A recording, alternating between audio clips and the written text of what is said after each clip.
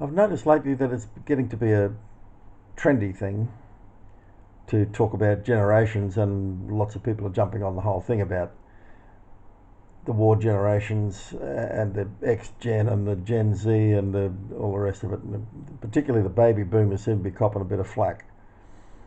So I thought about, you know, they say that the baby boomers took away a lot of things. Maybe they're talking about America, because it certainly wasn't my experience in Australia. And I just thought that I'd outline a little bit about what my home was like, the home that I came back to when I was born in Queensland, Australia, in 1951. And it was a fairly simple house. Of course, there was no television. In fact, there wasn't even a decent sized radio. There was a very cheap old radio, I think, but it never got used very much because we weren't really interested. It didn't have a refrigerator.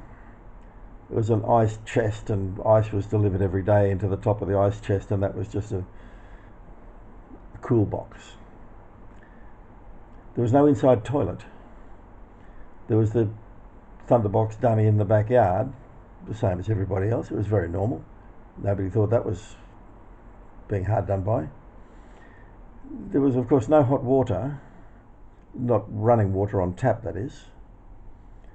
With cold running water was the only way, but there was no washing machine for our clothing. And my mother used a big thing called a copper, where you put a fire in the bottom of this big thing with a copper vessel in it with a dome bottom on it. Throw all the clothes in there, boil them up with some soap.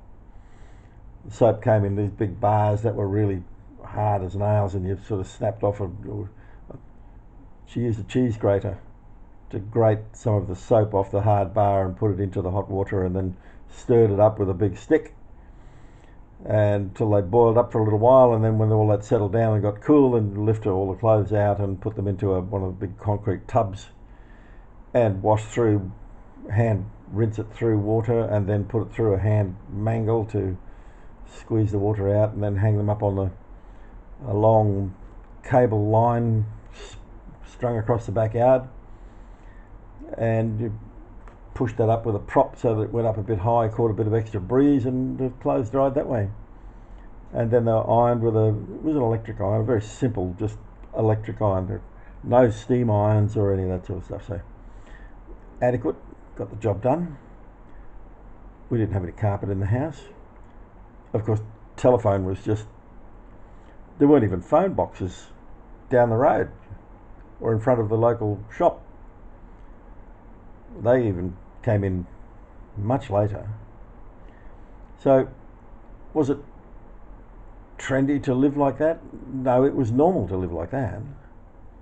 But to look back there and say that, gosh, that was a great and simple way to live, well, the accent on there is simple but not great, because I've got to say, I wouldn't go back there.